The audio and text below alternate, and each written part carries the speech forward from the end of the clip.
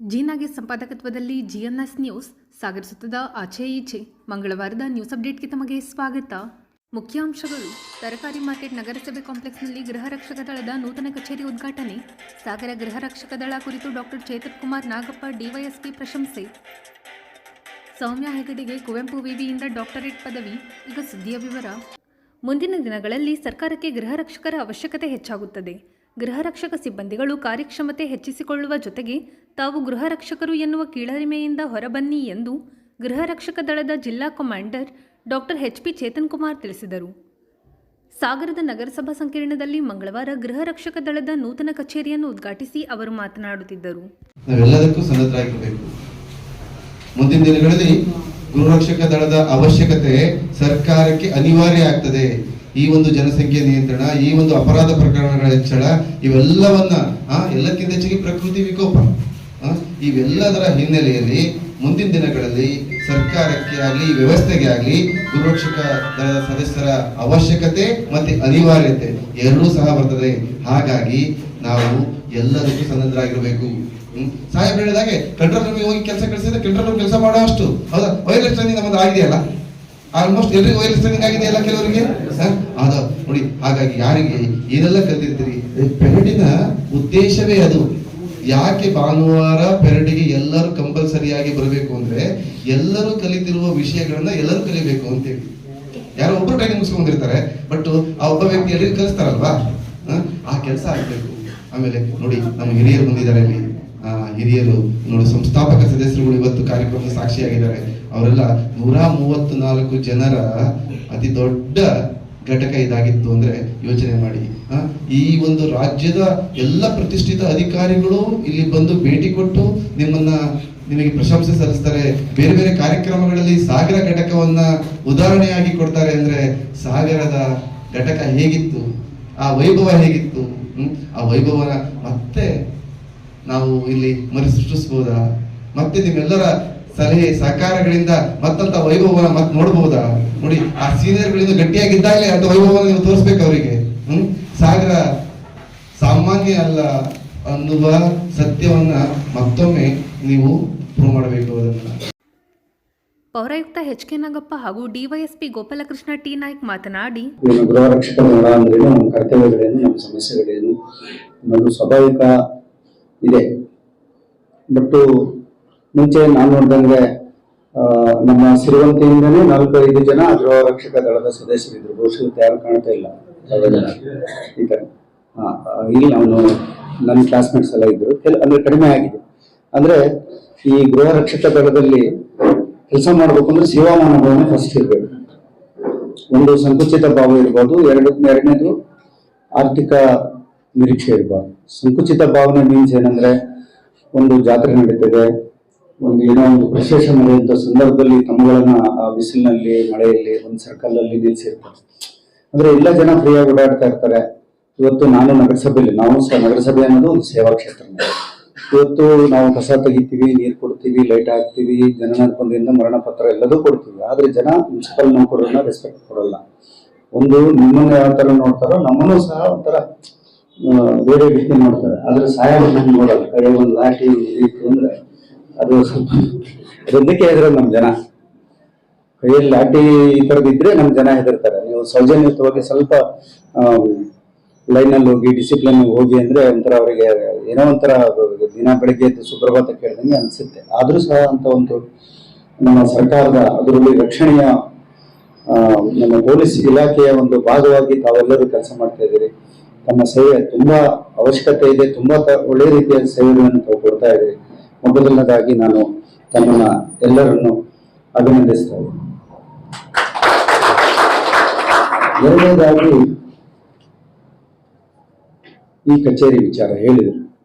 ನಿಜವಾಗ್ಲೂ ನಮ್ಮ ಸಾಗರದಲ್ಲಿ ಒಂದು ಅವರಿಗಲ್ಲದ ಸ್ವಂತಿಕೆ ಅಂದ್ರೆ, ಇವತ್ತು ನಾವು ಕಮಿಷನರ್ ಆಗಿರ್ತೀನಿ, ನಾಳೆ ರಿಟೈರ್ಡ್ ಆಗ್ತೀನಿ, ಮತ್ತೆ ಭೂಮಿ ಬಿಟ್ಟು ಹೋಗ್ತೀನಿ. ಆದ್ರೆ 2 ಸಂಸ್ಥೆಯವರು ಮಾತ್ರ ಹಠ ಬಿಡದೆ ನನ್ನ ಹತ್ರ, ನಾನಂದ್ರೆ ನಮ್ಮ ನಗರಸಭೆ ಜೊತೆಗೆ ನಮ್ಮ ಸಂಸ್ಥೆ ಒಂದು ನಿವೇಶನ ಬೇಕೇ ಬೇಕು, ಕಟ್ಟಡ ಬೇಕು ಅಂತೇಳಿ ಹೋರಾಡಿದವರು ಅಂದ್ರೆ ಒಂದು ನಮ್ಮ ಸಾಗರ ಘಟಕದ ಗೃಹ ರಕ್ಷಕರಾದ ಸದಸ್ಯರುಗಳು, ಇನ್ನೊಂದು ನಮ್ಮ ಸಾಗರ ತಾಲೂಕು ನಿವೃತ್ತ ನೌಕರರ ಸಂಘ, ಅವರಿಗೆ ಇನ್ನೂ ನಾನು ಪರಿಹಾರ ಕೊಟ್ಟಿಲ್ಲ, ಪರಿಹಾರ ಸಿಗಲಿಲ್ಲ ಅವರಿಗೆ. ಏನಾಗಿದೆ ಅಂದ್ರೆ ನಮ್ಮ ಸರ್ಕಾರದ ನಿಯಮಗಳು ಮಾಧ್ಯಮ ಮಿತ್ರರು ದಯವಿಟ್ಟು ಬರೀಬಾರದು. ಯಾಕಂದ್ರೆ ಈಗ ಒಂದು ಗೃಹ ರಕ್ಷಕ ಕೆಲಸಕ್ಕೆ ಸಂಬಂಧಪಟ್ಟಂತೆ ಒಂದು ನೂತನವಾದ ಕಚೇರಿ ಉದ್ಘಾಟನೆ ಆಗಿದೆ. ನಮ್ಮ ಚೇತನ್ ಕುಮಾರ್ ಅವರು ಈ ಒಂದು ಕಚೇರಿಯನ್ನ ಉದ್ಘಾಟನೆ ಮಾಡಿದ್ದಾರೆ. ಅದ್ರ ಜೊತೆನೆ ಈಗಾಗಲೇ ನಾಗಪ್ಪ ಅವರು ಈ ಕುರಿತಾಗಿ ಸಾಕಷ್ಟು ಮಾತನಾಡಿದ್ದಾರೆ. ನಿಜವಾಗ್ಲೂ ನಾನು ಸಹ ನಮ್ಮ ಇಲಾಖೆ ಕಡೆಯಿಂದ ಮತ್ತು ಗೃಹ ಇಲಾಖೆ ಕಡೆಯಿಂದ ಸಹ ಅವರಿಗೂ ಸಹ ನಾನು ಒಂದು ಆಭಾರಿಯಾಗಿದ್ದೇನೆ. ಅದ್ರ ಜೊತೆ ನಮ್ಮ ಎಸಿ ಅವರು ಮತ್ತೆ MLA ಅವರು ಸಹ ಈ ಕುರಿತಾಗಿ ಸಾಕಷ್ಟು ಮುತುವರ್ಜಿ ವಹಿಸಿದ್ದಾರೆ. ಯಾಕೆ ಗೃಹ ರಕ್ಷಕ ದಳಕ್ಕೆ ಒಂದು ಕಚೇರಿ ಇದ್ರೆ ಅವ್ರು ಬಿಲ್ ಮಾಡೋದಿರ್ಬೋದು ಅಥವಾ ಬೇರೆ ಬೇರೆ ಕೆಲಸಗಳಿಗೆ ಅಥವಾ ವಿಶ್ರಾಂತಿಗಾಗಿ ಏನೋ ಅವಶ್ಯಕತೆ ಇರುವುದು ಕಂಡು ಬರ್ತಾ ಇದೆ. ಇವಾಗಲೇ ನಮ್ಮ ಹಿರಿಯರು ಈಗ ಮೊದಲು ಸೇರಿದಂತವರು ಹೇಳಿದ್ರು, ಈಗ ಗೃಹ ರಕ್ಷಕ ದಳದ ಅವಶ್ಯಕತೆಗೆ ಮತ್ತು ವಾಸ್ತವಿಕವಾಗಿ ಮಾತನಾಡಿದ್ದಾರೆ. ಇಂಗ್ಲೆಂಡ್ನಿಂದ ಭಾರತಕ್ಕೆ ಯಾಕೆ ಬಂತು, ಅಥವಾ 1964ರಲ್ಲಿ ಏನು ಕರ್ನಾಟಕ ಪೊಲೀಸ್ ಕಾಯ್ದೆಯಲ್ಲಿ ಕರ್ನಾಟಕದಲ್ಲಿ ಏನು ಗೃಹ ರಕ್ಷಕ ದಳ ಅನ್ನುವಂತ ಒಂದು ಅಂಗಸಂಸ್ಥೆಯನ್ನ ರಚಿಸಲಾಗಿದೆ ಅನ್ನೋ ಕುರಿತಾಗಿ ಅವರು ಸಾಕಷ್ಟು ಮಾತನಾಡಿದ್ದಾರೆ. ನಾನು ಹೆಚ್ಚು ಮಾತಾಡೋದಿಲ್ಲ, ಯಾಕಂದ್ರೆ ಈಗಾಗಲೇ ಲಾಸ್ಟ್ ತಮ್ಮೊಂದು ಸ್ಪೋರ್ಟ್ಸ್ ಮೀಡಿಯಾದಲ್ಲಿ ನಾನು ಕರೆದಿದ್ರು, ಅವಾಗಲೂ ಸಹ ಈ ಕುರಿತಾಗಿ ಮಾತಾಡಿದ್ದೆ. ಬಟ್ ಒಂದು 2 ವಿಚಾರಗಳನ್ನು ಮಾತಾಡಬೇಕಾಗ್ತದೆ. ಒಂದು, ಈ ಸರ್ವಿಸ್ ವಿಚಾರ ಮತ್ತೆ ಅಪರಾಧ ನಿಯಂತ್ರಣ ಅಂತ 2 ಸಬ್ಜೆಕ್ಟ್ಗಳು ಬರ್ತದೆ. ವಾಸ್ತವಿಕರು ಹೇಳ್ತಾ ಇದ್ರು, ನೀವ್ಯಾರು ಸರ್ಕಾರಿ ನೌಕರರಲ್ಲ ಅಂತೇಳಿ. ಅದ್ರ ಜೊತೆನೆ ನೀವೆಲ್ಲರೂ ಸಾರ್ವಜನಿಕ ನೌಕರರಾಗಿರ್ತೀರ ಅನ್ನೋದು ವೆರಿ ಇಂಪಾರ್ಟೆಂಟ್. ನಾವು ಗೌರ್ಮೆಂಟ್ ಸರ್ವೆಂಟ್, ಸೇಮ್ ಟೈಮ್ ಇವಾಗ ಪಬ್ಲಿಕ್ ಸರ್ವೆಂಟ್. ಇಲ್ಲೇ ಇರುವಂತ ವ್ಯತ್ಯಾಸ, ಪಬ್ಲಿಕ್ ಸರ್ವೆಂಟ್ ಅಂತ ಎಲ್ಲರ ಹತ್ರ ಆಗ್ಲಿಕ್ಕೆ ಆಗೋದಿಲ್ಲ. ಈ ಉದಾಹರಣೆಗೆ ಕರ್ತವ್ಯದಲ್ಲಿ ಯಾವನಾರು ಒಂದು ಅಡ್ಡಿಪಡಿಸಿದ್ರೆ, ಒಬ್ಬ ಟೀಚರ್ ಕೆಲಸ ಮಾಡುವವರ ಅಡ್ಡಿಪಡಿಸಿದ್ರೆ ನಾವು 353 ಪ್ರಕಾರ ಆ ಕರ್ತವ್ಯಕ್ಕೆ ಅಡ್ಡಿ ಅಂತ ಹೇಳಿ ಪಬ್ಲಿಕ್ ಸರ್ವೆಂಟ್ಗೆ ತೊಂದರೆ ಕೊಟ್ಟಂತ ಕೇಸನ್ನ ಮಾಡ್ಲಿಕ್ಕೆ ಆಗುದಿಲ್ಲ. ಆದ್ರೆ ತಾವು ಒಮ್ಮೆ ಪೊಲೀಸ್ ಇಲಾಖೆ ಅಂತ ವರ್ಕ್ ಮಾಡ್ತಾ ಇರ್ಬೇಕಾದ್ರೆ ಯಾರೇ ನಮ್ಮ ಕರ್ತವ್ಯಕ್ಕೆ ಅಡ್ಡಿಪಡಿಸಿದ್ರೆ ಅದು ನಾನ್ ಬೇಲೆಬಲ್ ಕೇಸ್ ಆಗಿ ಇಮಿಡಿಯೇಟ್ ಆಗಿ ಕನ್ವರ್ಟ್ ಆಗ್ತದೆ. ಸೊ ಆ ರೀತಿಯಾದಂತ ಕೆಲವೊಂದು ವಿಶೇಷ ಅವಕಾಶಗಳಿದೆ. ಮತ್ತೆ ಎಲ್ಲಕ್ಕಿಂತ ಮುಖ್ಯವಾಗಿ ನಾನು ಹೇಳ್ತಾ ಇರೋದು ಇಷ್ಟೇನೆ, ಈಗ ನಾವು ನೋಡ್ತಾ ಇರ್ತೀವಿ ನಮ್ಮ ಗೃಹ ರಕ್ಷಕ ದಳದವರು ಎವ್ರಿ ಸಂಡೇ ಸಾಮಾನ್ಯ ಪರೇಡ್ ಮಾಡ್ತಾ ಇರ್ತಾರೆ. ನಮ್ಮ ಇಲಾಖೆಗಿಂತಲೂ ಚೆನ್ನಾಗಿ ಪರೇಡ್ ಮಾಡೋದನ್ನು ಕಲ್ತ್ಕೊಂಡಿದ್ದಾರೆ. ಅದು ನನಗೂ ಕೆಲವೊಂದ್ಸರಿ ಖುಷಿ ಕೊಡ್ತಾ ಇರ್ತದೆ. ಅದ್ರ ಜೊತೆ ದೇಹದಾಢ್ಯತೆ ಅಥವಾ ಸ್ಪರ್ಧಾತ್ಮಕ, ನಾವು ಎಲ್ಲಾ ಕಡೆ ಹೋಮ್ಗಾರ್ಡ್ಸ್ ಅಥವಾ ನಾವೇನು ಇದ್ದಾರೆ ಅಂತ ಹೇಳ್ತಾರೆ. ಈ ಸಾಗರ ಭಾಗ ಅಥವಾ ಈ ಶಿವಮೊಗ್ಗ ಭಾಗ ನೋಡಿದವಾಗ ನಿಮಗೆ ಮಲೆನಾಡಿಗೆ ಗೊತ್ತಿಲ್ಲ, ಸಾಕಷ್ಟು ದೈಹಿಕವಾಗಿ ಸಾಮರ್ಥ್ಯವನ್ನ ಹೊಂದಿದ್ದು ಕಂಡು ಬರ್ತಾ ಇರ್ತದೆ. ಇದಕ್ಕೆ ಮುಖ್ಯವಾಗಿ ಒಂದು ಏರಿಯಾ ಇದೆ, ಇನ್ನೊಂದು ನಿಮ್ಮ ಅಡ್ಮಿನಿಸ್ಟ್ರೇಷನ್ ಕಾರಣ ಇರಬಹುದು. ಮತ್ತೆ ಇನ್ನೊಂದು ಸರ್ವಿಸ್ ವಿಚಾರ ಬಂದವಾಗ ಈಗ ಪೊಲೀಸ್ ಇಲಾಖೆಗೆ ದಿನಂಪ್ರತಿ ಕೆಲಸದ ಒತ್ತಡ ಹೆಚ್ಚಾಗಿದೆ. ಒತ್ತಡ ಅಂತ ಹೇಳಿದ್ರೆ ಸಾಮಾನ್ಯವಾಗಿ ನಾವು ಮಾಡ್ತಾ ಇರೋ ಕೆಲಸಗಳೇ ಬದಲಾಗ್ತಾ ಇದೆ. ನೋಡಿ, ಸೈಬರ್ ಕ್ರೈಮ್ಗಳು ಅಥವಾ ಬೇರೆ ಬೇರೆ ಲಾ ಅಂಡ್ ಆರ್ಡರ್ ಬಂದೋಬಸ್ತ್ಗಳು, ರೆಗ್ಯುಲೇಟರಿ ಬಂದೋಬಸ್ತನ್ನ ಮಾಡ್ತಾ ಇರ್ತೀವಿ. ಆದ್ರೆ ಎಷ್ಟೋ ಸಂದರ್ಭದಲ್ಲಿ ನಮ್ಗೆ ಕೋರ್ಟ್ಗಳು ಅಟೆಂಡ್ ಮಾಡೋದು ಅಥವಾ ಈ ಹಿಂದೆ ಮಾಡಿದ ಕೇಸ್ಗಳಿಗೆ ಹೋಗ್ತಾ ಇರೋದು ಈ ನಾವು ಓಡಾಡ್ತೀವಿ. ಬಟ್ ಗೃಹ ರಕ್ಷಕ ದಳದವರಿಗೆ ಪ್ಲಸ್ ಪಾಯಿಂಟ್ ಏನಂತಂದ್ರೆ ತಾವು ಟೋಟಲ್ ಫ್ರೀ ಇರ್ತೀರ. ಮೊನ್ನೆ ಅದನ್ನೇ ಹೇಳ್ತಾ ಇದ್ದೀನಿ. ಈಗ ಒಬ್ಬ ರೈತ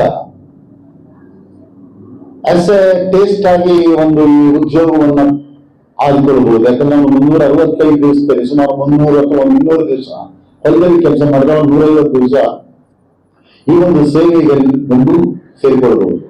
ನಮ್ಮದೇ ಹೇಳಿದ್ದೀನಿ, ಸೇವೆಗೂ ಕೆಲಸಕ್ಕೂ ಸಾಕಷ್ಟು ವ್ಯತ್ಯಾಸ ಇದೆ. ನಾನೇ ಎಕ್ಸಾಂಪಲ್, ನನಗೆ 2 ವಿಚಾರಗಳಲ್ಲಿ ಯಾರು ಹೇಳ್ತಾ ಇದ್ರು, ನಮ್ಮ ಇವರು ನಾಗಪ್ಪ ಅವರು ಹೇಳ್ತಾ ಇದ್ರು, ಏನು ಸ್ವಲ್ಪ ಭಯ ಪಡೋದಿಲ್ಲ ಜನ ಅಂತೇಳಿ. ಅದು ಸುಳ್ಳಲ್ಲಿಗಿಂತ ನಾನೇ ನನ್ನ ಎಕ್ಸಾಂಪಲ್ ಹೇಳಬೇಕಂದ್ರೆ, ನನ್ನ ಊರಿಗೆ ಒಮ್ಮೆ ಹೋಗಿದ್ದೆ. ಊರಿಗೆ ಹೋದಾಗ ನಾನು ಕಾರ್ ತಗೊಂಡೋಗಿ ಒಂದು ಸ್ವಲ್ಪ ನೋ ಪಾರ್ಕಿಂಗ್ ಎಲ್ಲ ಸ್ವಲ್ಪ ಸೈಡಿಂಗ್ ಇಮಿಡಿಯೇಟ್ ಆಗಿ ಒಂದು ಹೋಮ್ಗಾರ್ಡ್ ಬಂದು ಹೇಳಿದ್ರು, ಗಾಡಿ ತೆಗೀರಿ ಅಂದ್ರೆ ಅನ್ನೋದು ಸ್ವಲ್ಪ ಅರ್ಥವಿದೆ. ನಾನು ಸಾರಿ ಸರ್, ಸ್ವಲ್ಪ 2 ನಿಮಿಷ 1 ನಿಮಿಷ ತೆಗಿಬೇಕಂತ ತೆಗಿಬೇಕು. ಓಕೆ ಸರ್ ಅಂತೇಳಿ ತೆಕ್ಕೊಂಡು ಹೋದೆ. ನಾನು ಇದೇನು ಹೇಳ್ತೀನಿ ಅಂದ್ರೆ, ಅಲ್ಲಿ ನಾನು DSP ಇದ್ದೀನಿ, ನನ್ನ ಹತ್ರ ಅಧಿಕಾರ ಇದೆ ಅನ್ನೋ ಪ್ರಶ್ನೆ ಬರುವುದಿಲ್ಲ. ಅಲ್ಲಿ ರೆಗ್ಯುಲೇಷನ್ ಒಳ್ಳೆ ಮುಖ್ಯ ಆಗಿರ್ತದೆ. ಇದು ಹೇಳಿಕೆ ಕಾರಣ ಇದೆ. ಯಾಕಂದ್ರೆ ಒಮ್ಮೆ ನೀವು ಕಾಕಿ ಡ್ರೆಸ್ ಹಾಕಿದ್ಮೇಲೆ ಅಥವಾ ಒಂದು ಇದು ಕೊಟ್ಟ ಮೇಲೆ ಈಗ ಟ್ರಾಫಿಕ್ ನಲ್ಲಿ ನಿಂತವರು ಕೈ ಮಾಡಿ ಇನ್ಫಾರ್ಮ್ ಅಲ್ಲಿ ಕೈ ಮಾಡಿದ್ರೆ ಅವ್ನಿಗೆ ಎಷ್ಟೇ ದೊಡ್ಡ ವ್ಯಕ್ತಿ ಆದ್ರೂ ಐಕಲ್ ಇರಬೇಕಾಗ್ತದೆ. ಅನ್ಲೆಸ್ ಅಂಬುಲೆನ್ಸ್ ಬಿಟ್ರೆ ಅಥವಾ ವಿಶೇಷ ವೆಹಿಕಲ್ಗಳು ಬಿಟ್ರೆ ಅಷ್ಟೊಂದು ತಮಗೆ ಅವಕಾಶಗಳು ಇವೆ. ಮತ್ತೆ ಇನ್ನೊಂದು, ಕೆಲಸದ ಸ್ಥಳದಲ್ಲಿ ಸಾಕಷ್ಟು ಸಾರಿ ಕಿರಿಕಿರಿ ಆಗ್ತಾ ಇರ್ತದೆ ಅಥವಾ ಮುಲಾಜಿಗೊಳಗಾಗಬೇಕಾಗ್ತದೆ. ಕೆಲವರು ಚೀರಾಡ್ತಾರೆ, ಒದರಾಡ್ತಾರೆ. ಇಲ್ಲಿ ಸಾಕಷ್ಟು ಸಾರಿ ಆಗ್ತದೆ. ನಾನೇ ಇನ್ನೊಂದ್ಸರಿ ಹೇಳ್ಬೇಕಂತ ಹೇಳಿದ್ರೆ, ಲಾಸ್ಟ್ ಟೈಮ್ ರೋಡ್ ಬ್ಲಾಕ್ ಆಗಿದೆ, ಸುಮಾರು 8 ಕಿಲೋಮೀಟರ್ ರೋಡ್ ಬ್ಲಾಕ್ ಆಗಿತ್ತು. ನಾನು ಏನ್ ಮಾಡ್ಲಿಕ್ಕೆ ಆಗ್ತಾ ಇಲ್ಲ, ಎಷ್ಟು ಮಂದಿಗೆ ಏನೇನು ಹೊಡೆದಿದ್ವು ಎಲ್ಲ ಬಿಡ್ತಾರೆ. ಯಾವಾಗ ಒಂದು 70 ವರ್ಷದ ಯಜಮಾನ ನನ್ನ ಎದುರಿಗೆ ಬಂದ್ರು, ನನಗೆ ರಿಸ್ಪೆಕ್ಟ್, ಏನ್ ತಿಂದಿ ಹಣ ತಿಂದಿ ಅಂತ ನಾನು ಬೈದ್ರು. ನಾನು ಸಾರಿ ಅಂತ ಏನ್ ಮಾಡ್ಲಿಕ್ಕೆ ಆಗ್ತದೆ ಇಲ್ಲಿ ನೀವು ಏನ್ ಮಾಡ್ತೀರಿ ಪೊಲೀಸರ ಬೈದ್ರು. ಬಟ್ ಬೈಸ್ಕೊಳ್ಳಿಕ್ಕೆ ಬೇಕಾಗ್ತದೆ. ನಾವೊಮ್ಮೆ ಸಾರ್ವಜನಿಕ ಜೀವನದಲ್ಲಿ ಕಾಲಿಟ್ಟ ಮೇಲೆ ಈ ಡ್ರೆಸ್ ಹಾಕಿದ ನಾನು ಎಷ್ಟೋ ಸರಿ ಹೇಳ್ತಾ ಇರ್ತೀನಿ, ಇದು ಕಾಕಿ ಡ್ರೆಸ್ ಉಗಿದ್ರು ಅದಕ್ಕೆ ಕಲೆ ಕಾಣೋದಿಲ್ಲ. ಸೊ ನಾವು ಕಲೆ ಅಂತ ತಿಳ್ಕೊಳ್ಳಬಾರ್ದು. ಲಾಂಗ್ ಆರ್ಡರ್ ಆಗ್ತದೆ, ಕಲ್ಲುಗಳು ಬಿಡ್ತಾ ಇರ್ತದೆ. ಎಷ್ಟೋ ಸಾರಿ ನಾವೇ ಸಾವಿನ ದವಡೆಗೆ ಮುಂದೋಗಿರ್ತೀವಿ.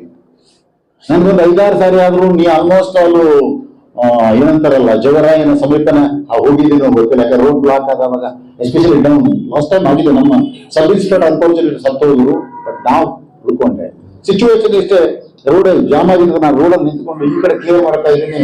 ಎಕ್ಸಾಕ್ಟ್ ನನ್ನ ಬಾಡಿ ಮೇಲೆ ಒಂದು ವೆಹಿಕಲ್ ಇದೆ ಹಿಂದ್ಗಡೆ. ಇನ್ನು ಸೆಕೆಂಡ್ ಲೇಟ್ ಆದ್ರೆ ನಾನು ಅಲ್ಲೇ ಕಂಡೀಷನ್ ಗೊತ್ತಿಲ್ಲ, PS ಹೇಳ್ಕೊಂಡ್ರು. ಸೊ ಹೇಳಿ ಕಾರಣ ಅಂತ ಹೇಳಿದ್ರೆ ನಿಮ್ಮಗಳ ಕರ್ತವ್ಯ ಅದೇ ರೀತಿಯಾಗಿ ಅತ್ಯಂತ ಕ್ಲಿಷ್ಟ ಕಠಿಣ ಇದೆ. ಅದಕ್ಕೆ ತಮ್ಮ ದೈಹಿಕ ಸಾಮರ್ಥ್ಯ ಇದೆ. ಮತ್ತೆ ಮನುಷ್ಯನಾಗಿ ಹುಟ್ಟಿದ ಮೇಲೆ ಜೀವನದಲ್ಲಿ ಗೃಹ ರಕ್ಷಕ ದಳದ ಸಾಗರ ಘಟಕಾಧಿಕಾರಿ ರಾಘವೇಂದ್ರ ಎಂ ಕಾರ್ಯಕ್ರಮದ ಅಧ್ಯಕ್ಷತೆ ವಹಿಸಿದ್ದರು. ವೇದಿಕೆಯಲ್ಲಿ ಹಾಲಪ್ಪ ಎಸ್ ದಾವಣಗೆರೆ, ಹರೀಶ್ ಪಾಟೀಲ್, ಲಕ್ಷ್ಮಣ್ ಇನ್ನಿತರರು ಹಾಜರಿದ್ದರು. ಮಹಾಬಲ ಪ್ರಾರ್ಥಿಸಿದರು. ರೇವಣಪ್ಪ ಸ್ವಾಗತಿಸಿದರು. KS ಶ್ರೀಧರ್ ಪ್ರಾಸ್ತಾವಿಕ ಮಾತನಾಡಿದರು. ರಾಯಲ್ ಸಂತೋಷ್ ಕಾರ್ಯಕ್ರಮ ನಿರೂಪಿಸಿದರು. ಸಾಗರ ಪಟ್ಟಣದ ಗೋಪಾಲಗೌಡ ನಗರದ ಸೌಮ್ಯ ಎಂ ಹೆಗಡೆ ಅವರು ಕುವೆಂಪು ವಿಶ್ವವಿದ್ಯಾಲಯದ ಬಾಟನಿ ವಿಭಾಗದಲ್ಲಿ ಮಂಡಿಸಿದ diversity and biology of terrestrial orchid in Shivamogga district Karnataka ಮಹಾಪ್ರೌಢ ಪ್ರಬಂಧಕ್ಕೆ PhD ಪದವಿ ನೀಡಲಾಗಿದೆ. ಸೌಮ್ಯ ಎಂ ಹೆಗಡೆ ಅವರು ಪ್ರೊಫೆಸರ್ ಕೃಷ್ಣಸ್ವಾಮಿ ಕೆ ಅವರ ಮಾರ್ಗದರ್ಶನದಲ್ಲಿ ಸಂಶೋಧನೆ ಕೈಗೊಂಡಿದ್ದರು. ಕುವೆಂಪು ವಿಶ್ವವಿದ್ಯಾಲಯದ 34ನೇ ಘಟಿಕೋತ್ಸವದಲ್ಲಿ ರಾಜ್ಯಪಾಲರು PhD ಪದವಿ ಪ್ರದಾನ ಮಾಡಿದರು. ಸೌಮ್ಯ ಎಂ ಹೆಗಡೆ ಅವರು ಸಾಗರದ ಗೋಪಾಲಗೌಡ ನಗರದ ನಿವಾಸಿ KT ಮಹಾಬಲೇಶ್ವರ್ ಗೀಚಗಾರು ಮತ್ತು ಭಾರತಿ ದಂಪತಿಗಳ ಪುತ್ರಿಯಾಗಿದ್ದಾರೆ. ಇದು ಮಂಗಳವಾರದ ಸಮಗ್ರ ಸುದ್ದಿ. ನಿರಂತರ ಸುದ್ದಿಗಾಗಿ ನೋಡ್ತಾ ಇರಿ GNS ನ್ಯೂಸ್. ನಮಸ್ಕಾರ.